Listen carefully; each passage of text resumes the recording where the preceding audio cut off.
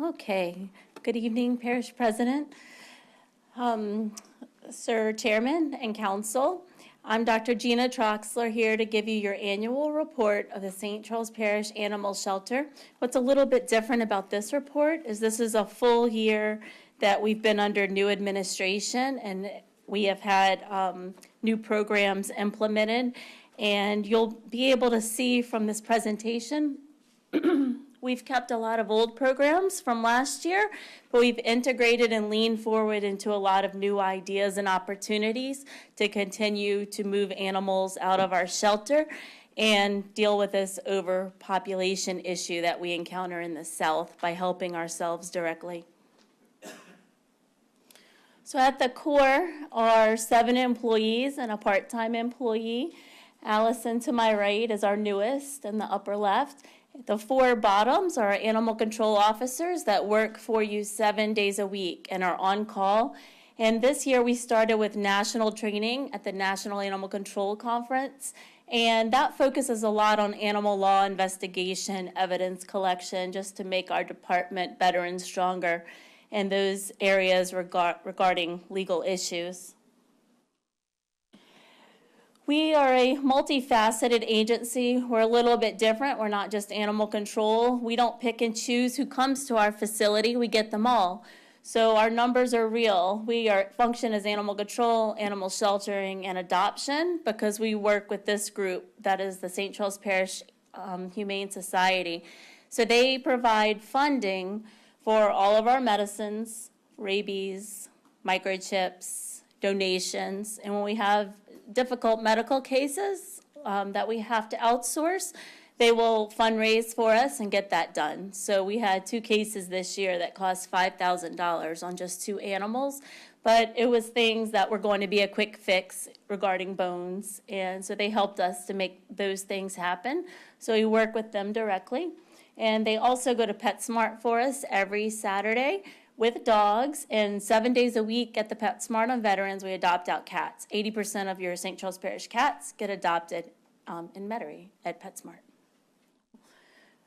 Okay, annual calls, about 1,800. That's the phone ringing with calls of complaints or concerns regarding animals. Our intake of animals was 2,056 this year. That's a lot, because if you've ever seen your shelter, we're not that huge. We have 33 dog runs and 85 cat cages. But you'll see in the following slides, we do a lot to facilitate movement of these animals. And we do low-cost spay-neuters for those who just can't afford local vets. And the Louisiana SPCA actually comes to our parking lot, facilitates the whole thing every other month. And we did 80 of those surgeries this entire year. So that's not a lot, but it helps those residents that need another resource.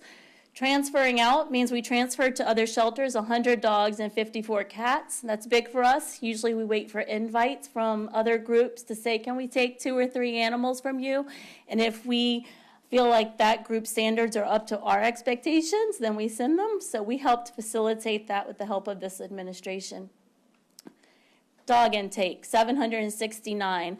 About a quarter of those, the owners found. We do a lot of Facebooking and making it public who is in our shelter, because we know people work and don't have time to come to our place every day to see if Frou-Frou has arrived. And about a quarter were given up by the owner. So that tells us that we need to work on owner retention, behavior training, things that make people want to keep their pets. And 40% were loose and never claimed. Now the cat numbers were a little over 1,000, 1,200. A mere 2% go back to owners. In times of natural disaster, 95% of horses make it back to their owners because there's a law, state law, that you have to be microchipped. And for small animals, we don't have that law.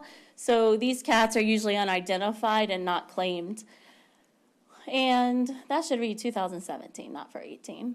16% of cats, 204, were given up by owners, and 794 were loose cats that we had complaints on. Now, next to adoptions, that 1377 should drop to live outcomes, so just ignore that right now. So we had 284 dogs adopted, 431 cats, but live outcomes, animals that walked out the shelter door, were 1,300. 177, and that's to attribute to shelter transfers, cats that got returned to the field. People were feeding them, and we did a spay neuter so they don't keep bringing in babies, and those are areas without complaints. So it's a culmination of all of our avenues. The live outcome number is very high.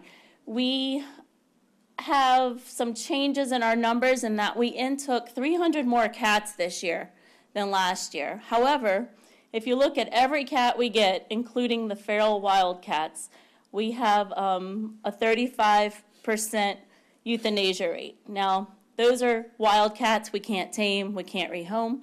So if you take them out, our euthanasia rate's 3%. But we have to include them because we're municipal. We take them all in.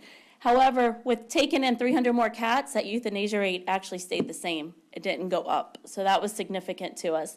Canine euthanasia rate, if you take into account every behavior case, every severe medical case we get, our euthanasia rate's 14%.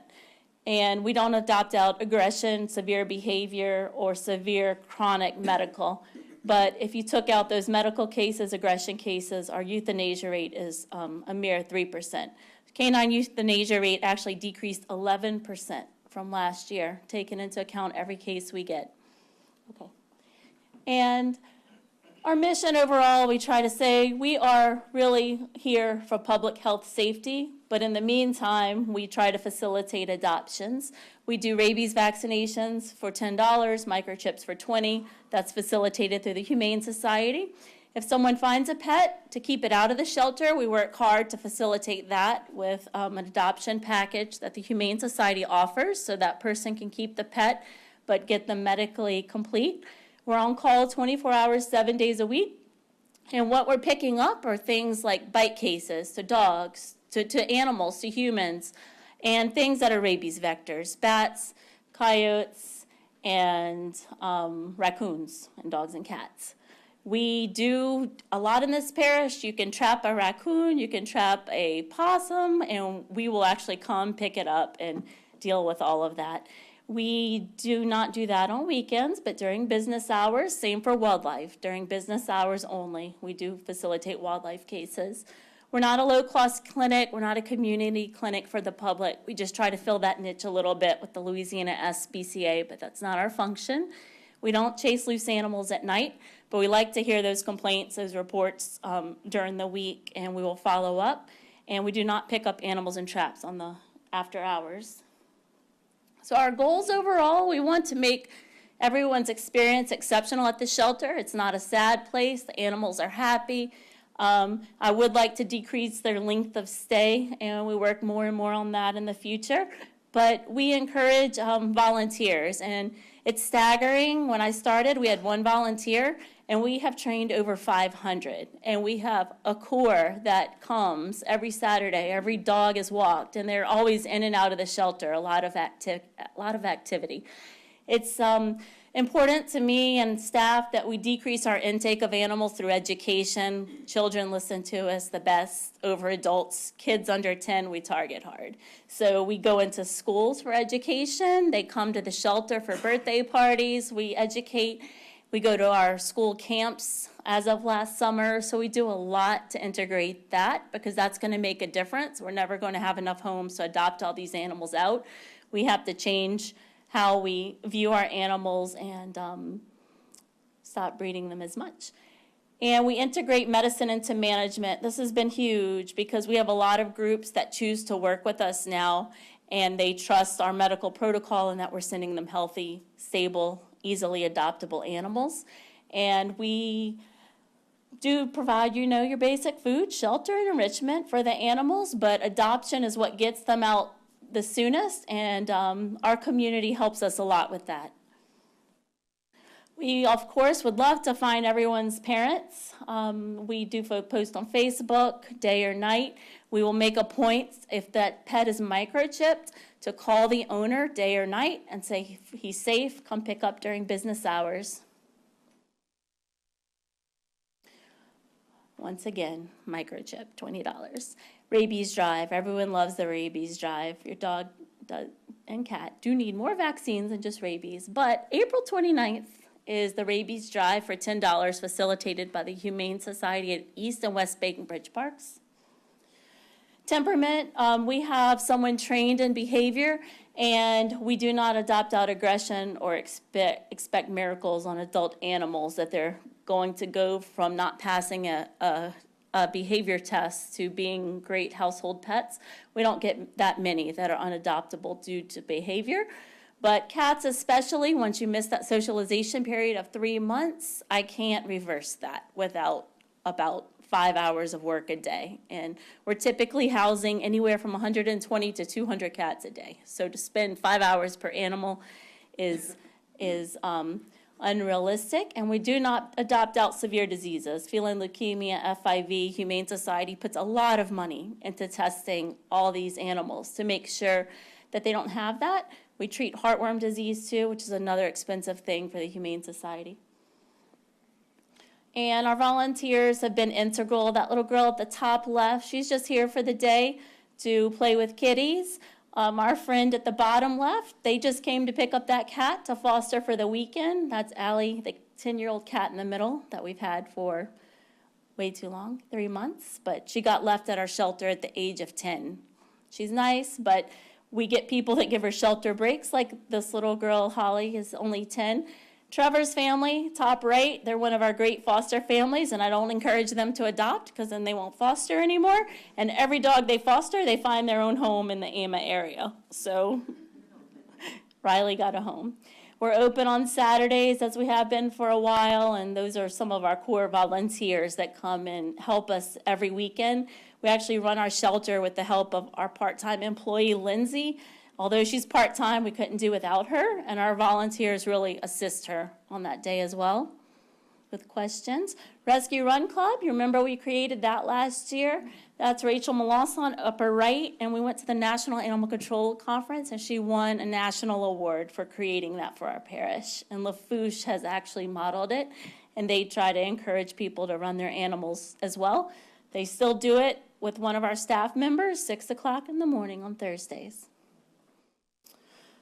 We like data a lot. We received 500 kittens last year. So to us, that means we need more spay-neuter because we shouldn't be seeing that many kittens. And that's totally from just outdoor cats that are fed intact. So our latest little saying is if you don't have a tip or a notch on your ear, you should be feeding that cat in a trap so we can fix them so we don't get an intake of babies. And although we did a lot of spay-neuter last year, I mean, we're looking at about 1,400 surgeries we did. It can take up to 6 years to see full ramifications of all that. You stuck? Oh. Training is important to us because that's what's going to make us better, and we want to help ourselves. In time of disaster, we work a lot with the Department of Agriculture, Louisiana State Animal Response Team, and our neighboring parishes like Tangipahoa. And we go to training every year, and we rotate our employees through that. This is slack water training. First is our parish pickup points and facilitating that. We study sheltering in place. A big part of us transferring to other shelters is that they help us before a crisis, so I'm not moving 200 animals to go feed and water them for a week in another parish and bring them back. So those other groups help us to move animals out, and they did it right before Harvey. They cleared all of our dogs out of our shelter, so that was great. And then rescue is that upper right. We really hope to not ever have to be in that situation that we're rescuing on the rooftops, but we actually do practice all of that. The ARC, I have an extra V up there. They still come every Thursday. Community events, we still do our birthday parties every month. We do one. We have decreased it to one a month because we put a lot of effort into that. The bottom right is some of our fancy work. I swear a couple of our workers should be interior designers, but whenever we have an event, they make the shelter look beautiful and inviting. And then one of our great volunteers, bottom left, Miss Vicky, created Run for the Paws, and we run the dogs on the levee, and she facilitated orthopedic surgery for Victoria, that bottom left dog that was born with abnormal knees. education, camps, schools, in-house, whenever we have the chance to educate, we do, because they'll make the difference later. And Give a Lick is training the volunteers on the weekend, and we do a fun community activity like Easter egg hunting was last Saturday. Reading Buddies, we've had that kids can come read to the animals. It helps the animals, helps the children. And bottom right is Mimosa Park Elementary integrated us into their school book fair all last week. Happy Tales, we have Willow top middle. She actually came in with a lot of severe injuries, heartworms, hit by car, super fractured leg. Willow now has 3 legs, is up for adoption, but she's happy. For Virginia Beach, upper right, whenever we send our pets to other shelters, these are animals we haven't moved for 3 months, and they're all adopted in a week. So Virginia Beach is upper right. Bottom right is one of our local businesses, PJ's. They facilitate adoption events when we're in need. Bottom middle is Pilots and Paws, a group that I've always wanted to work with, but when we adopt out to Mississippi, Florida, people usually drive to us to get the animals. That dog was microchipped to us. His dad was in a near-fatal accident. His chip was on him. They called us. I was actually out of town. And so I called up that pilot who works for Pilot and Paws and just donates his gas, donates his time, and he flew. He picked up our dog, and we put him in a foster home until his dad is recovered, and he's actually supposed to go back this week. And Nuisance Wildlife, it's about gator time. It's warming up. So just remember those calls. The Parish President's office actually got a couple already. It's essentially wildlife and fisheries, a direct call, get a claim number, call Kenny. The resident facilitates all that. Coyotes, haven't heard much about that, but remember, haze them, scare them, throw things at them, close your garbage, keep your little dogs up, and Christ stockies rock. They keep coyotes away from livestock. We're here for you 24/7. If you have an emergency, you call the Emergency Operations Center. And that's it. Layla, she says, any questions? Thank you, Ms. Troxler. Ms. Cluley. Thank you, Chairman. Are you still doing the visits to the assisted living or the nursing homes? Every Friday. And the staff is so committed, even if we have a short day for some reason, they still want to fit it in because they look forward to it and actually miss us when we don't go. So that's a program that we've kept up with as well. I forgot to post their pictures, but yes, we still do the Luling Living Center. Thank you, Ms. Troxler. Any other questions, concerns? Thank you so much.